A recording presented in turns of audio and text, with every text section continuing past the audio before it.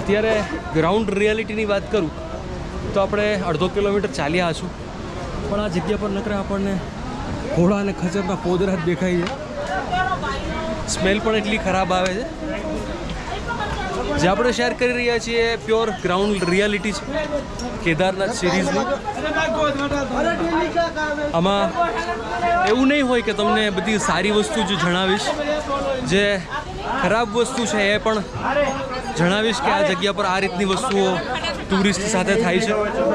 આ સિવાય જે સારા એક્સપિરિયન્સ છે એ શેર કરીશ, પણ જે અત્યાર સુધીના ખરાબ એક્સપિરિયન્સ થયા છે એ પણ આપણે લોકો સાથે શેર કરીશું, જેથી કરીને જ્યારે આ જગ્યા પર આવે ત્યારે એ લોકોને ખ્યાલ આવે. ચઢાઈ ખૂબ જ અઘરી છે. શરૂઆત થઈ છે પણ શરૂઆતમાં જ હેવીલી ચઢાઈ આવી ગઈ છે.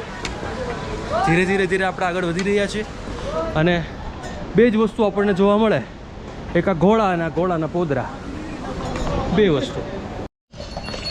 देखो दोस्तों, ये यहाँ की ग्राउंड रियलिटी है. आपको આપણે જે ચાલવાનું છે એ લાસ્ટ સુધી આવું કીચડવાળો રસ્તો છે, ત્યાંથી જ ચાલીને જવાનું છે.